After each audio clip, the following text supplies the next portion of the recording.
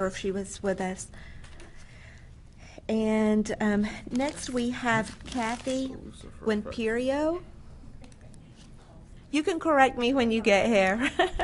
If you'll give me your name and address when you get to the podium for the record. Kathy Ginepero, 12945 Northeast 5th Lane, Silver Springs.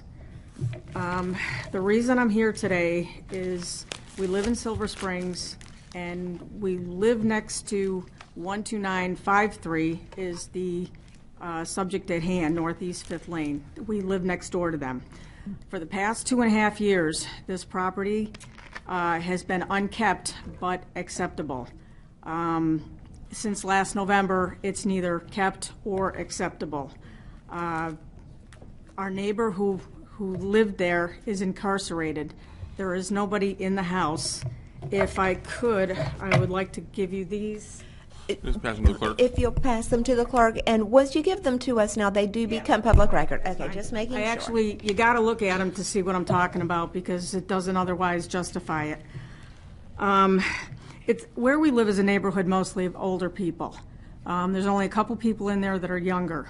This one gentleman that lives next to us, like I said, he is incarcerated, and he could care less about maintaining his yard or anything about it, front yard, backyard. I was going to say the situation has gotten to the point where we can't deal with it anymore. 2 months ago, he started by leaving his dogs in the house for like days at a time and out of the house for days at a time. That situation's been resolved where the dogs have gone to good homes, but unfortunately, when he left them in and out of the house for days at a time, the smell, everything that's coming from that house is pretty nasty. He's got trailers and vehicles on the right-of-way out in front. Basically, already called code enforcement, but I still wanted to present it to you guys. It's just horrible. I mean, I said when we moved in 3 years ago, it wasn't like this. I have honestly seen insects and other varmints coming from the house. That's how bad it is. His mother has been deceased since 2016. The house is in her name. I don't know how we go about taking care of this, but we would really appreciate it. The neighborhood would really appreciate it if something could be done. I've got a petition here with names on it from the neighborhood that I've already given to the clerk to ask that something can be done about this. It's just an ungodly situation. It really is. And I hate to see it when it gets to be like 90 degrees in July, and everything's coming our way. So I'm sure I'm probably forgetting to say something. The other two people that were going to be here to talk behind me about the same situation, they had to leave. They are not here. One of the girls that was going to talk had an opportunity to go through the house about a week and a half ago, and she said that the conditions in there were pretty bad. I don't know if you people can do anything, but we would appreciate all the help that we can get. It's bad. Madam Chair? Yes, Commissioner Zalek. Do you live on one of these sides of the house? Are you behind it, or? We're next to it. That's 12953 here. We live on the other side. I don't think you can see our house in the picture. But that's basically what the neighbors have to look at and deal with. And unfortunately, even the last couple days before it got cold, when it was warm, I was just getting the whiff from dog feces from the yard, the house, the backyard. Everything is there's no acceptable. Already picked up the animals from there? He had 2 dogs, Picked up the and we animals?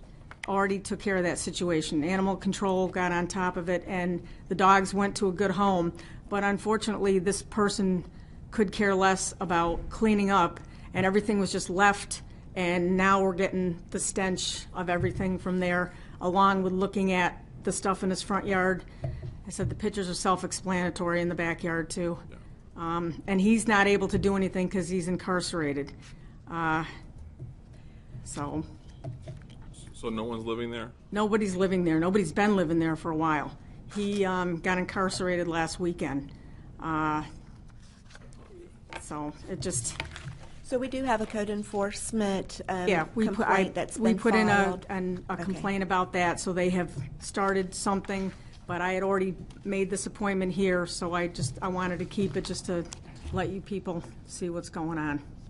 Very good. Well, I'm sure our code enforcement will continue to work this case. Okay. I believe everybody should be able to live in a beautiful environment as best that we're capable of providing, that they're capable of providing, and the neighbors should not have to suffer for things like this. It's right in the forest and it's beautiful, but this just not Thank you. acceptable. Thank you for your time. Thank you for being with us today. Do we have anyone else in the audience who would like to speak this morning? If so, I'll invite you. Sam is motioning. We have to go through a certain amount. Tell her meet Sam out there. Sam's in the lobby. They're incarcerated? Okay, so With that lady. Sam can give you an update. Yes, yes, Sam's in the lobby. Where'd he go? He's in the lobby. He rolled back out. Yeah, I mean, we didn't call them up. So if Mr. Mortzoff is available to come forward, I'm sorry, Karen, just a moment. Or there I was she's just not talking sure if he, because he was incarcerated, if we could take action quicker. I didn't know.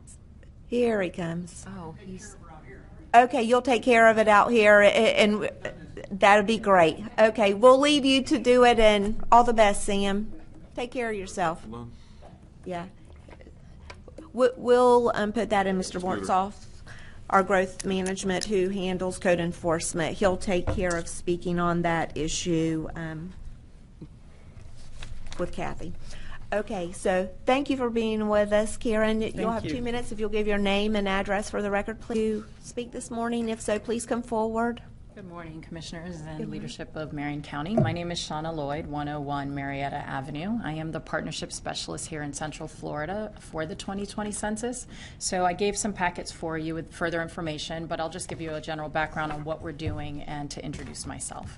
So since 1790, we've taken a population count of everyone here residing in the U.S. It is the census. It's taken on all years ending in 0, which will be 2020. The reason that the census population count is so important is obviously it affects our representation in the House. We gained 2 seats in 2010. We're slated to gain a possible second seat, additional 2 seats in 2020. So that's very exciting for Florida, but we have to make sure that we get an accurate count. The other important portion of this is going to be the allocation of federal dollars. There's federal funding that's given to the state, the counties, and the cities based on population. These are programs such as Head Start, Pell Grants, firefighter, disabled veterans, highways and construction, and a host of other programs that obviously the counties definitely partake in and receive dollars for. There are a couple of things that are different about the census. It is going to be online reportion or any smart device, so it could be a cell phone, it could be an iPad, it can be a laptop. We are working with the community to open libraries and other centers so people who don't have resources can come and respond. And the other reason that we work very heavily with the counties and cities is we find the best way to interact with our residents is through what we call a complete count committee. A complete count committee is a group of trusted voices that determine how they want to reach out to residents of a designated county or city. Typically, it'll have subgroups for education, for small business, unique population.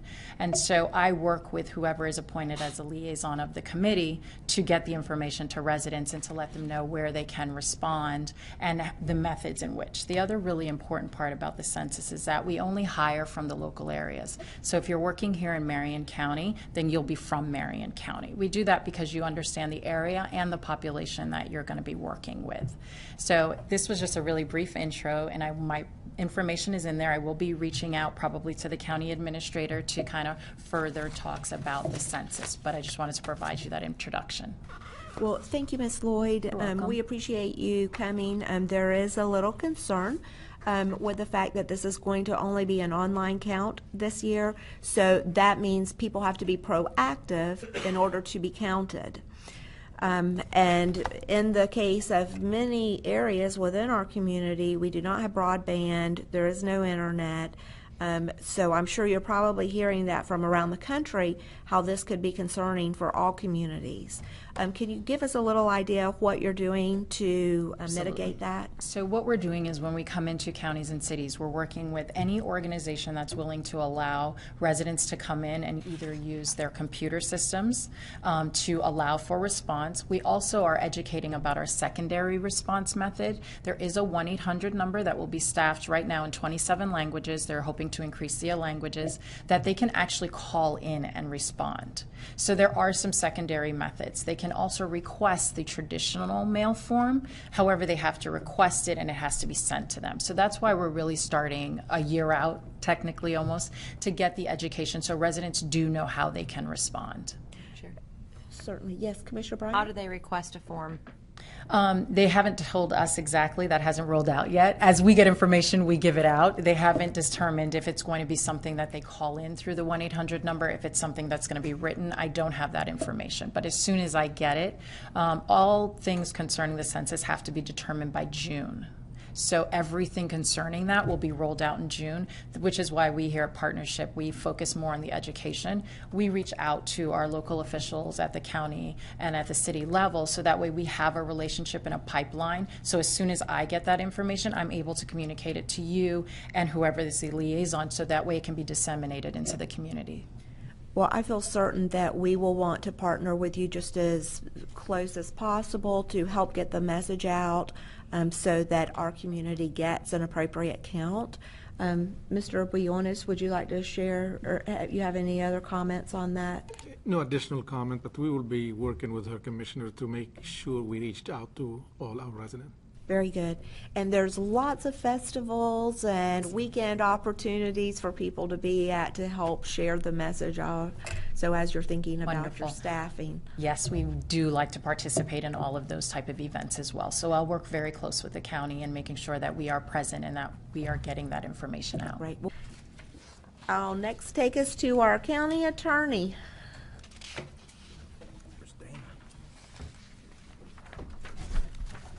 Mr. Mentor, you gave us quite a lot of information to consider here. Yes, ma'am. Madam Chair, Dana Wesky is going to brief the board on the item 8A regarding alternative amendments to Chapter 4 of the Animal Code and Enforcement Ordinance.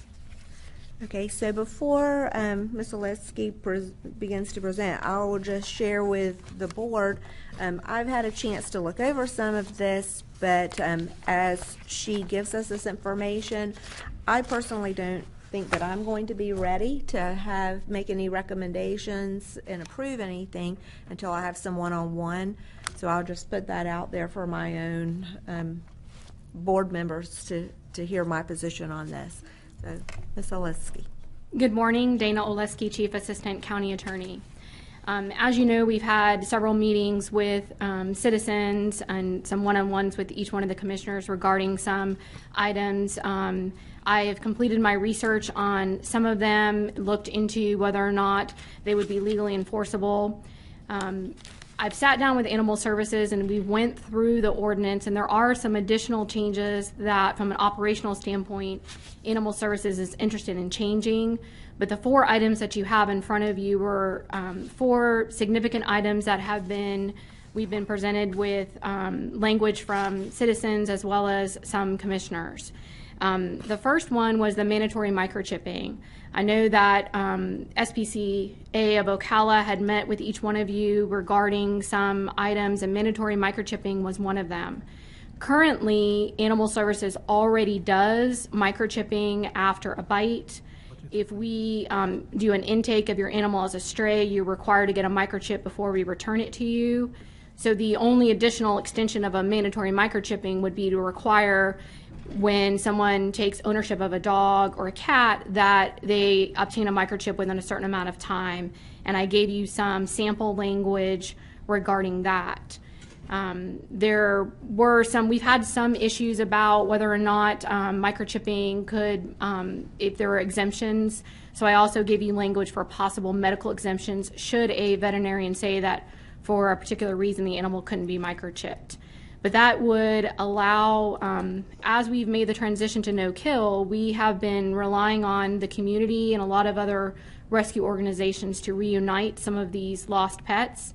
And by requiring them to be microchipped, that would help aid in returning the animals. Additionally, the Florida statute last year changed and requires the shelter and humane organizations to have a policy and procedure about how they are going about reuniting them. So the mandatory microchipping would be something that we would be able to do if the board desired. Before you go forward, can I ask you a question on that? On the microchipping, is there one common organization that keeps this information that is accessible? I really can't speak to that. I know that there are different agencies. Years ago, there was only one. I think recently we've went with a different vendor, Abed? No, a different vendor. The biggest concern with microchipping is a lot of people don't actually update the information. So if you adopt from Marion County Animal Services and the dog or cat exchanges hands, we can at least still try to locate an owner because we're going to have information with the microchipping. But if you don't actually change the information, we spend a lot of time sometimes going through 3 different owners because no one's ever actually changed the microchip information. So by requiring with the county license to maybe have, when you change your license information, updating the microchip at the same time would help eliminate that. So I don't know if you want Mr. Sweet to talk specifically about the microchipping. He would know that answer more than I on the companies for microchipping. Well, I'll wait till unless, board, would you like to hear some detail? I just have a question. Okay. So I know that most of the time, even when we even talk about the retail sale of animals, they have to wait. Jim, can you give us the waiting period before, and they have to be weaned first, so it's usually, right, I mean, before they put an animal for sale or adoption, how long is that, at least the initial period? Well, for a dog or a cat, it's going to be 8 weeks per the statute before they can place it up for sale. Okay, and so if that happens, is there any reason at that point, before sale or adoption, that the animal could not be microchipped?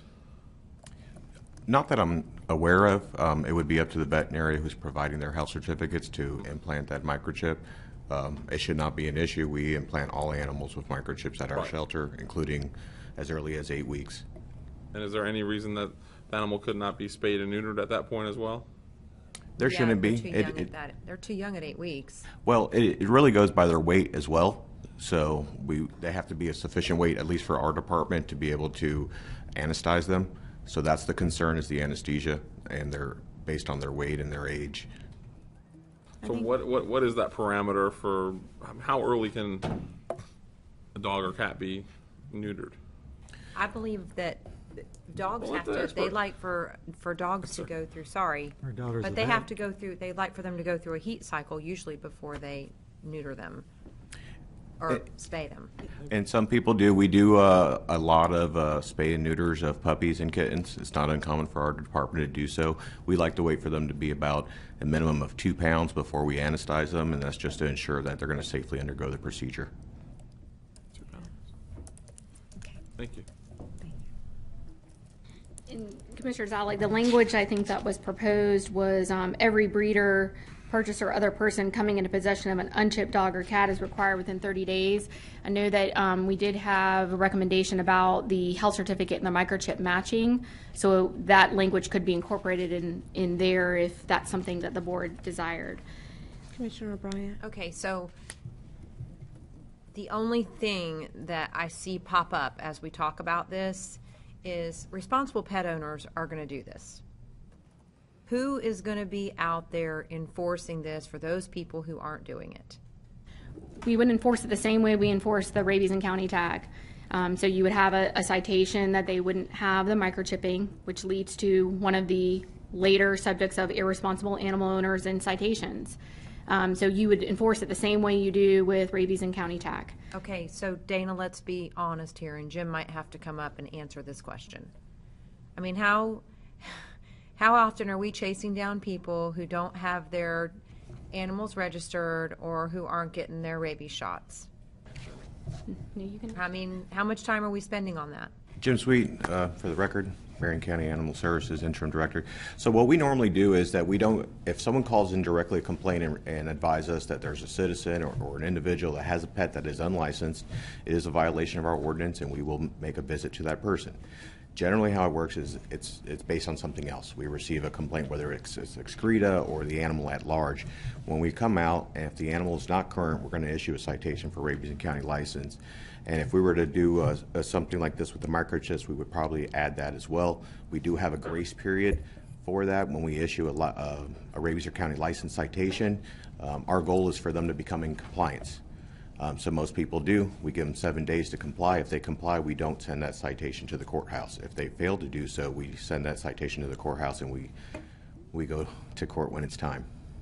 I understand the process, but what I'm asking is, I mean, let's be honest here. We have a whole lot of other things that we have to take care of. Is that one of our high priorities?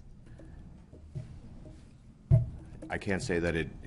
And I'm not trying to make our department look bad. I'm just trying to be realistic about this. We don't actively look for them. We only respond. Right. Correct. At this point, when we receive a complaint, we respond based on Reactionary. Mm-hmm. Correct. Okay. Commissioner Zalek? Okay, so with all due respect, I think this is almost like a no-brainer if you can put the information on the microchip, right? So the county, how much information can you put on the chip besides just ID and address? So the microchip, the only Tell information. you when the county license is up, if they have the rabies vaccine, can those things be checked off on it or no? So the information that's on the chip is simply just a numbers and sometimes letters, depending on the chip manufacturer. So what it does is when we scan an animal for a microchip, it sends a signal. It comes back with this information. We input that information in our system, and our system will have that other information, whether it's a county license and whatnot. If we don't have it in our system, we reach out to the provider of the microchip, which the animal should be registered through. Right. So we have all the data. So this is almost kind of from my perspective, it's almost a no-brainer that you would want to chip everything, because then the chip would be the data point for you, and you could, it could be automated through our system to send out a letter. Hey, you need to renew your license. You need to renew your rabies. All of that stuff then becomes linked, and it actually becomes less effort on our code enforcement officers to, for us to have an automated system that would produce that information, right? Correct. I can't say that it would not help in any way, because actually it would. It would assist with reuniting owners. So animals that have a microchip have a higher likelihood of being reunited with their owner, better yet said. I'm not arguing any of that. What I'm actually saying is we put this ordinance in place. How do we enforce it? That's what I'm saying. Are we going to be active? Are we going to hire staff? Because if you do this, there are going to be people, they're going to be expecting us to be enforcing this, which means more staff to do this. Thank you, Mr. Minter. Well, this reminds me of what was in the Florida statutes for a number of years about seat belts. And so for years it was considered a secondary offense, and they would not, a law enforcement officer would not pull you over just for that. They had to cite you for speeding or something else, and if, as part of their citation for that, you didn't have a seatbelt, then they would also cite you for that. So if, as Mr. Sweet was saying, that if in the course of our normal interactions, if a dog is running wild or something like that, or we get a complaint about a dog biting somebody, and then we discover that it's not microchipped, we could only enforce it under those circumstances, but we're not going to be going out and doing a dragnet for every unmicrochipped dog in the county. So I think that's the issue that... Right, but every dog that got adopted in our county or sold would have a microchip. That's a long way over the course of a few years to being able to have that. Then on top of that, you'd be able to track those animals to owners, how many animals owners have. It would give you a lot of information over time, and you could accrue that information to make better decisions. It just gives you better data over the long haul, right? And it gives you something to go back on if they are not keeping up to date, and then we can cite them and more easily find out which owners are have a significant tendency not to follow the rules, right? And then those are the people we end up having trouble with, right? And it gives you the data points and proof to show a judge later on, they didn't every single year you know, they were not in compliance of getting their license or taking care of the rabies issue or, you know, whatever else. And so data is typically a good thing, especially in this endeavor when we're trying to figure out where those animals go. And even if it does take us a little more research to find out where the animal's been over time, it still gives us a huge leg up if that animal has at least the original microchipping information. And it would only be a one-time thing. Once you get the animal microchipped, you still have to keep up with your rabies and county tag information every year, every 3 years. But the microchip, and to answer your question, And every time Commissioner I went Bryant, to the vet, it would get updated too, wouldn't it? right. And that's part of the process that we do have people that don't necessarily, they'll update the information with us, but not for the chip. But there's no requirement that when you're issued a citation for rabies and county tag, you can pay it without actually getting the rabies and county tag. So there isn't a mechanism in place. Now, the judges do allow people that come in front of them, you know, hey, if you get into compliance and you can show proof, I'll dismiss a citation. But there isn't a requirement that you actually show that you've got it. Some people just pay the citation without getting the rabies and county tag. So that's, you know, one of the other things. But so the purpose of, you know, as I'm going through, I'm asked about where I am on the ordinance and writing. So there are certain things that I need direction on whether or not you want those included in a draft ordinance. So that was the purpose of bringing those issues. The next issue was the retail ban, the location of the sales of dogs and cats, and I gave you a variety of different languages. You can do a complete ban. You could grandfather in, you could allow stores, and you would also have to decide if you were going to exempt any organizations such as, you know, Vocal, Humane Society, any of those if they were to open a storefront. So I understand the chair's concerns. So if there's any direction on that one or any question about the options that I've given you or any additional questions you have about my research on that issue. Commissioners, do you have any questions for Dana today? Are we scheduled for one-on-ones on this? I'm scheduled with 2 of you for this afternoon. Okay. Okay, if you could also add me to the list. I've requested to get you on my calendar. I think Nadja was having some difficulty getting the calendars with schedules, but I do believe there's 2 for this afternoon. And Madam Chair, if I may, as I'm not going to be here at our next board meeting, I would request that this be tabled until our first meeting in April, at least. That gives plenty of time to. Plenty of time. Can you go over, I mean, while you're here, Dana, can you go over, we'll meet on the, because I have some other questions on the retail sales, so we'll just continue to meet with you this afternoon, I believe, on that. But I do, can we talk about the irresponsible animal owner process and what you've seen and what you're seeing in other ordinances and have just a little bit of a broader conversation? Sure, absolutely. So the language that I proposed as those options are the only other 2 counties that have irresponsible animal owner are Hernando and Pinellas. And you can see there's a little bit of a variation.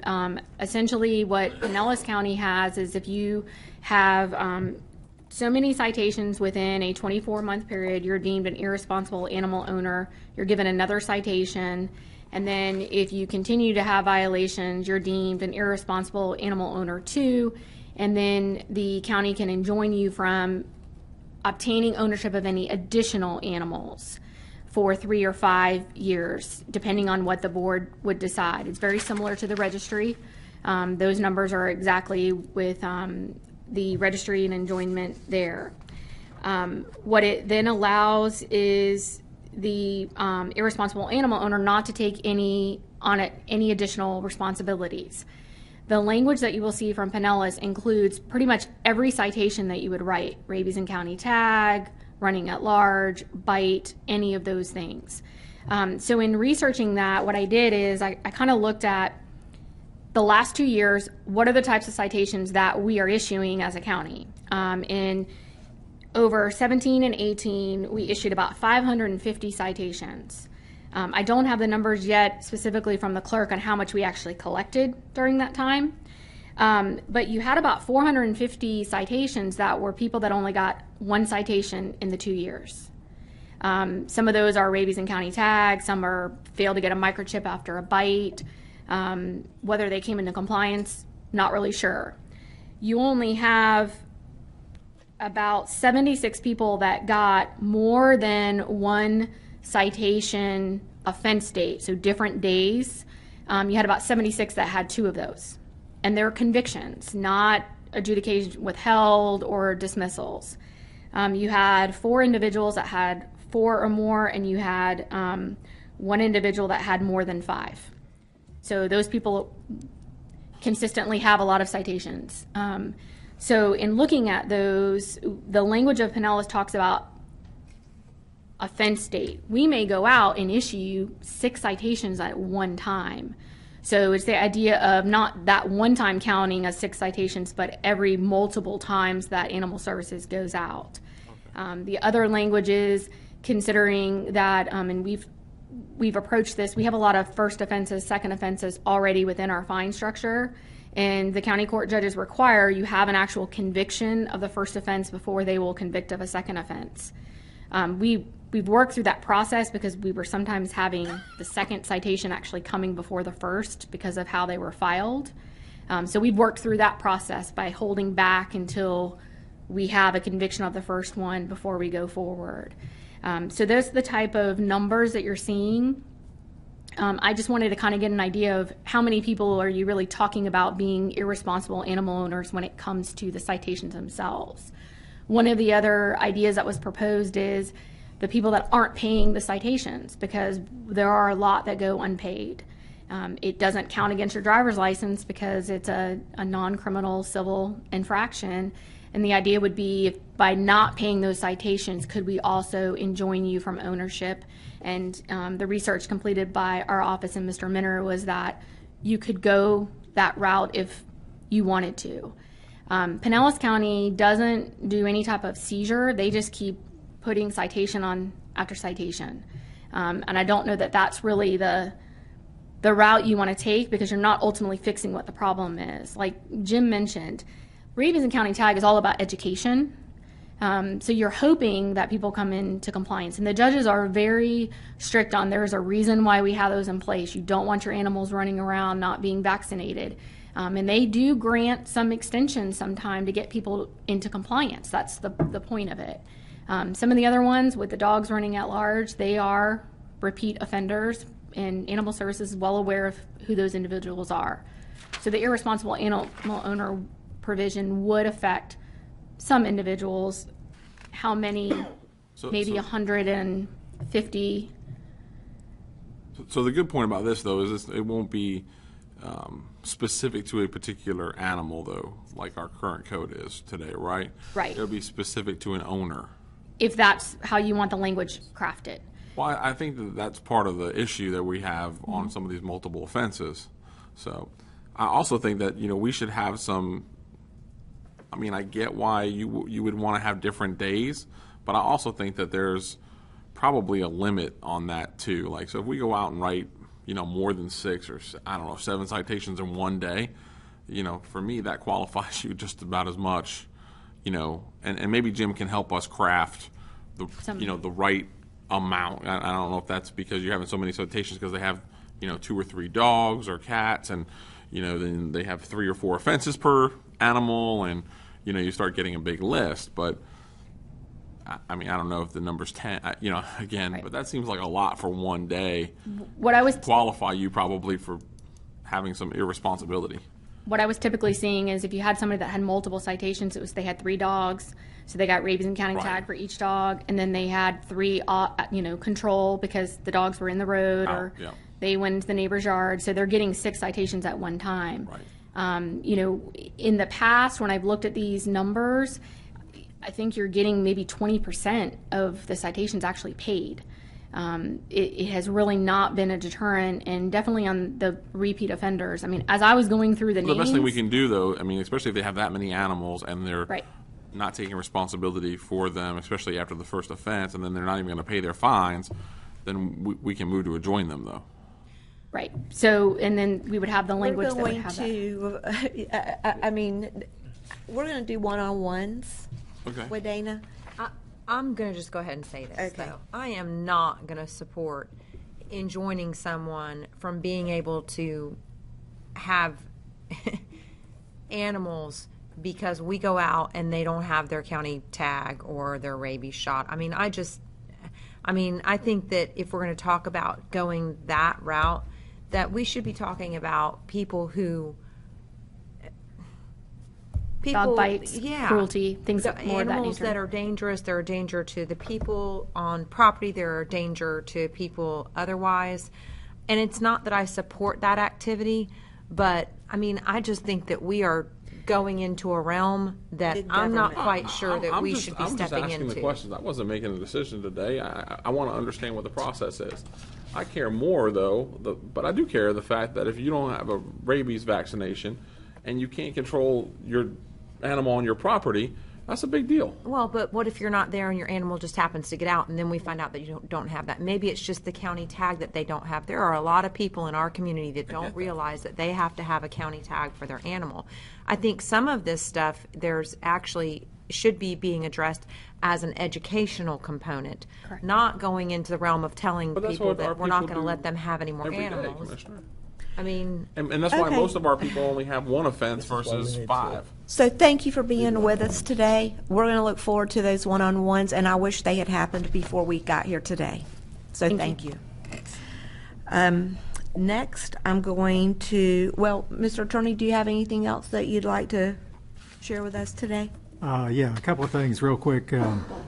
I got a letter from an attorney last week representing Art Walker Construction. They went back to the board's action on approving a contract at the last board meeting. There were some questions about their performance, and so I just wanted to tell the board that back in the last year we had that settlement agreement with Art Walker. And so that settlement agreement resolved all the past issues with Art Walker and provided that going forward, like we had a contract for Art Walker on today's agenda, going forward, the board would not use any of the problems that predated that settlement agreement as a reason to not approve a contract for Art Walker as long as they're the lowest bidder on a job going forward. So I've checked with Tracy, I've checked with Sean and Susan Olson, and since that settlement agreement, we have not had issues with the performance of Art Walker. And Art Walker is not on any kind of probationary status with the county at this point. So, if just like basically the status they're in, that just like any other contractor, if we have an issue comes up, we'll deal with that when it comes up if there's a performance issue. And so I just wanted to mention that to the board. And then finally, some of you may have already heard this, but this week or just yesterday, I heard the board's aware that occasionally we use the services of Neighbors Giblin and Nickerson. And I got word yesterday that Bob Neighbors has passed away. And I've known Bob for more than 30 years. He was kind of the dean of local government attorneys in the state of Florida and kind of a father figure to many local government attorneys. And so they're going to be having a memorial service for him in Tallahassee on Saturday this week. But just want to let you know, Bob was a very fine man, and he's going to be sorely missed. Okay, so can we do these all in one motion, or do we need them all individually? Well, I can just tell you that you can do all 1A through D if that's I'll move 10A appropriate. through D. So we'll take a motion for 10A through D as approval by Commissioner Moore, second. second by Commissioner Zalek. All in favor? Aye. Any opposed? That motion carries unanimously. And then 10E. In the East Silver Spring Shores Special Taxing District, Patricia Vallegra received the appropriate votes. So moved. Second. We got a motion by Commissioner Bryant, second by Commissioner Zalek. All in favor? Aye. Any opposed? That motion carries unanimously. Committee B, second by Commissioner Moore. Making sure, yes. Okay. Although I won't be here for 11A. What? Just getting married. Oh, that's right. But that's part of our board meeting day. I know. What, Yeah. is that, And I think that that's something that we need to, that's got a time constraint on it, right? was that the May 1st? No, No, the Tuesday, March 19th. Doesn't matter. March It's 10 19th? a.m. It's Okay. during the board meeting. Board meeting. I move for approval 11A, 11B.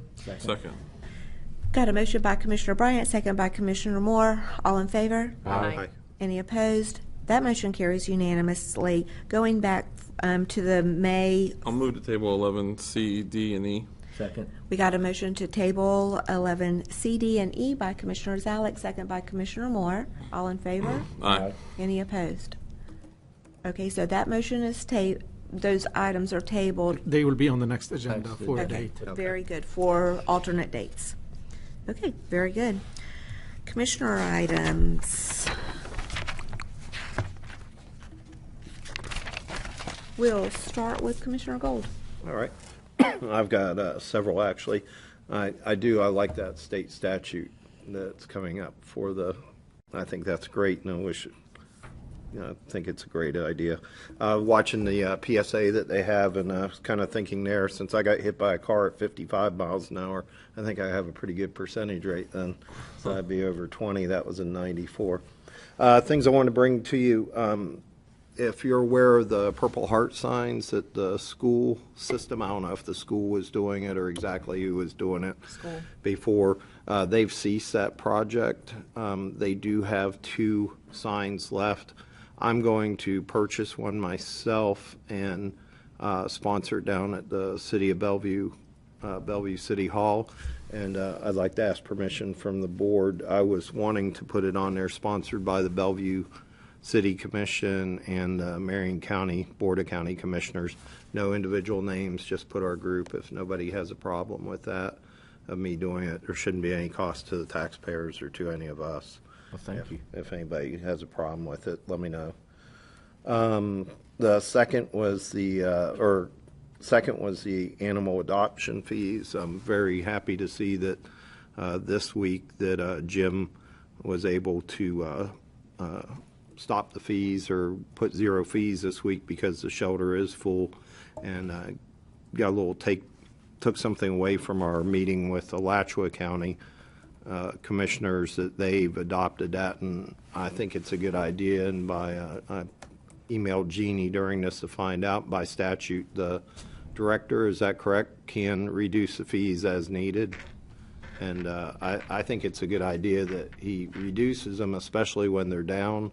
Anything we can do to reduce the numbers in our We've been practicing that, haven't we, since we did the change? yeah, there's not anything been new. no, it was not. I know. I checked last week. I was going to sponsor a couple, and it was at 50. And then sometimes we do 14. They were going to do 17 this month for St. Patrick's Day, but they've reduced it to 0. So I think it's a good practice we're doing. And last thing, I went to the landfill and took 3/4 of a ton of stuff there Monday. All the staff there was great. They were working everything through, so I can't see out there. So George and your staff out there, they did a wonderful job. It was very efficient for the crowds that were there.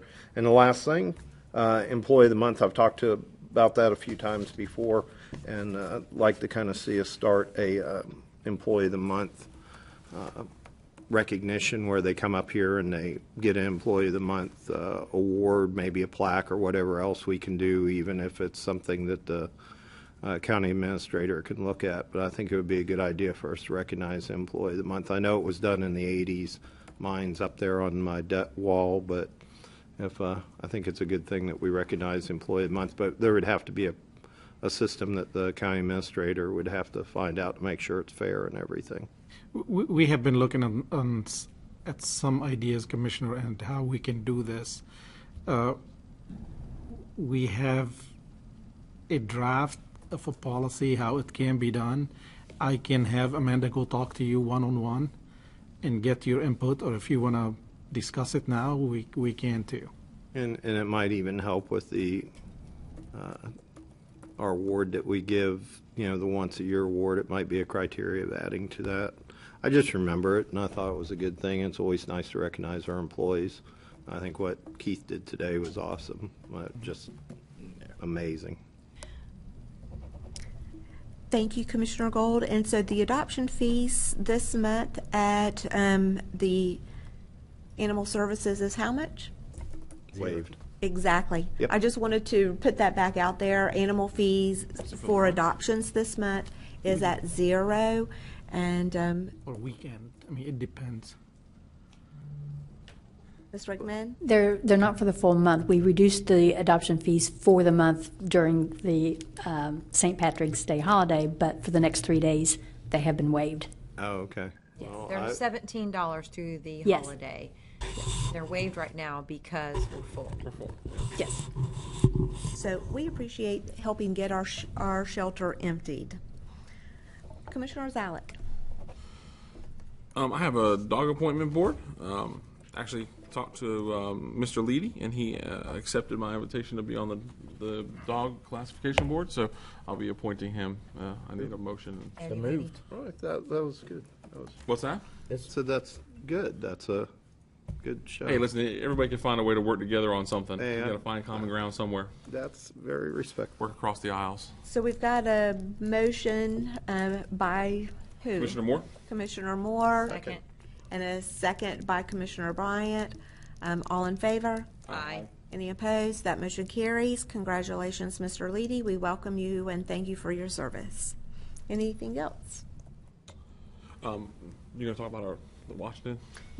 Go right ahead. So I'll share part of our trip. Thank you, Commissioners, for continuing to allow us to go and advocate on behalf of Marion County to the nation's capital.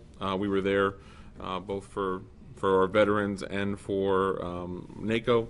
I sit on the EELU committee, and we continue to look at energy, how it's working across our nation. The great thing about I think the process is that our energy production in many of our states is up across the nation, and more Americans are getting to be able to use that fuel as well as export that fuel. There are challenges with the Army Corps and permitting process and ports around the country, including Washington State and some other places for LNG and other things, but the committee continues to work on it and can pass, hopefully get great legislation passed to continue our energy exports. The other big item continues to be the waters of the U.S. The comment period runs through April 15th, so we'll be expecting those comments, Tracy, as we work toward getting and making sure that we have a great policy. NACO's position and the counties around the country are to eliminate all man-made ditches from the waters of the U.S. regulation because navigable waterways and other things fall under other categories and can be regulated and permitted through that process. They don't need to be a part of the waters of the U.S. If you remember a couple of years back during the Obama rule, they were going to regulate all man-made ditches, including stormwater possessions. So, of course, everyone that had a road, our national forest, including, hundreds of thousands of miles of railroad tracks because anything that had a swale on it, if you look at a railroad track, right, I mean, all of that would have been regulated under the waters of the U.S., and the EPA would have had regulation power, and the Army Corps would have had permitting power over those items. We've defeated that. President Trump put a stay on that process and reopened the process. And so we as a county have been working with counties across the country to improve that, to make sure that the waters of the U.S. make sense. The problem with it is that there's dissent decrees on certain states, about 26 states that are still under the 1986 rule. And there are other states like Florida that are under the 2015 rules of the waters of the U.S. And so eventually, I'm guessing the Supreme Court's going to rule. Scalia put out an opinion before his passing, and that is basically the guideline of what I think the departments are going to use. We had both the EPA and the Army Corps in our committee meetings talking about how they were going to implement and look at these rules, and they're probably going to have over 1 million comments to review, so it'll still take a year or two before they got through all of those comments. But I just want you to know we're working on that process. We're advocating for the Marion County and the state of Florida, making sure that the waters of the U.S. doesn't become a burdensome regulation, but it does what it's supposed to do, and that's continue to make sure the waterways of America are open for navigable use and that they're not causing pollution to upstream or downstream. So, I mean, that's the fundamental views, but we certainly don't need the regulation they were looking at in order to accomplish that. So that was mostly on my plate this weekend and what we accomplished, part of what we accomplished. So Thank you for the update on that. And it was a lot of meetings and a lot of information. So do you have anything else, Commissioner Zalek? Just on our veterans, I think we're continuing to make great progress with the VA, and we continue to meet with them. They have our application for the state nursing home. We're on both the federal and state priority. Madam Chair, she did a great job advocating on behalf of our commission in order to try to see what things we could do from a federal standpoint, as well as we're going to be advocating on the state to get funding for a nursing home, a clinic, all the things that we're continuing to make sure that we're the best place, not only in the state of Florida, but maybe in the country, for veterans to come and call home. We want to make sure our heroes know that they're welcome here. And Madam Chair, I thought you did a splendid job in every department, in every meeting, talking to our representatives on behalf of our community and our region's veterans. Thank you. Thank you, Commissioner Zalek. Commissioner Moore?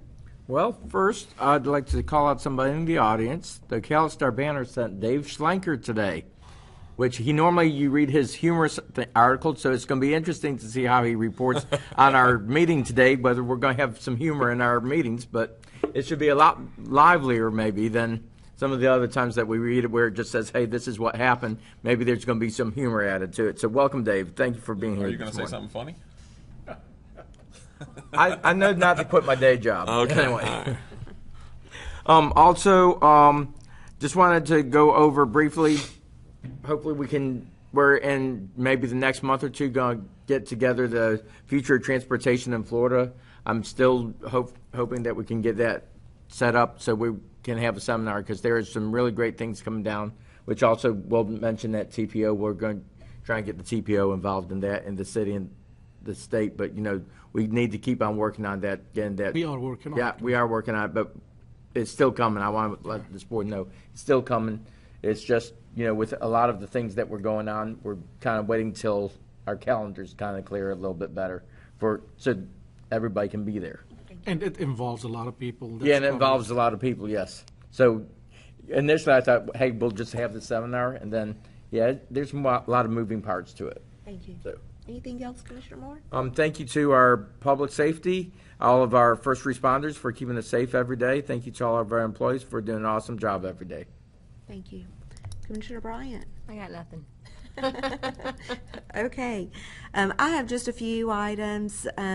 Following up on Commissioner Zalek's comments, we did spend several days in D.C. recently. We got in very late last night, actually, coming straight into this meeting. But we did have some really good meetings. We also attended some really great workshops through the National Association of Counties. And I would also share with you that we will give you a more intense and update on what we learned. Both Ms. Rickman as well as Mr. Boyones, I'm getting it there. We all broke up. We attended different workshops so that we could bring back a lot of information to be able to share with you. And so it was very beneficial. On April the 4th, there will be a behavioral health learning event. I spoke to you very briefly, I think at our last meeting, about a workshop that was being put together, and the hospital district has taken a strong lead, and I've been attending a lot of different visits around 2 different counties looking at how they deal with behavioral issues and the opioid issue.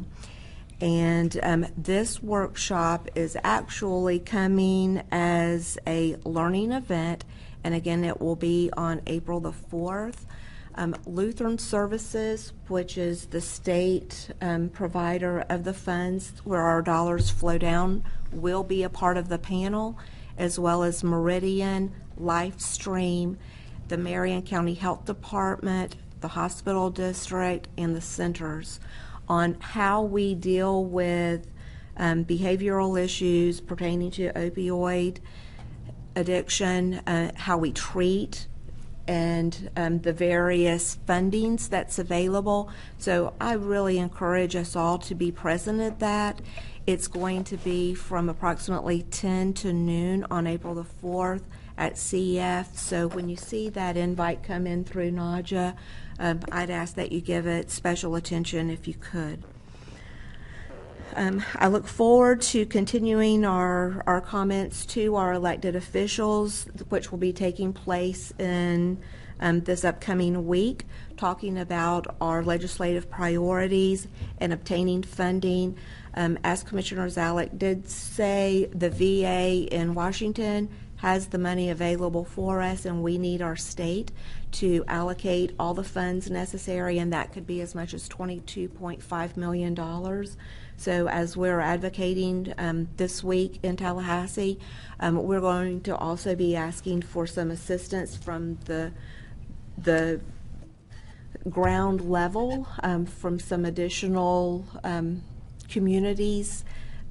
And I'm talking about the veterans, on behalf of the veterans, with it being VA advocates, I'm going to say, which would be everybody in Marion County. So more information is going to come forward as we really kick into high gear on a campaign to really secure our funding. Commissioner Moore and I had an opportunity this last Saturday, I believe, as Right Way Little League kicked off their spring season, as well as we did a ribbon cutting at Ralph Russell Park. We were provided a thank you for our support, and this is for all of us as the board, so I wanted to bring that and share that, and we'll find a nice place to place this. And it was really sweet to see all of the little leaguers out there from all ages. There were about 5 different teams and their parents.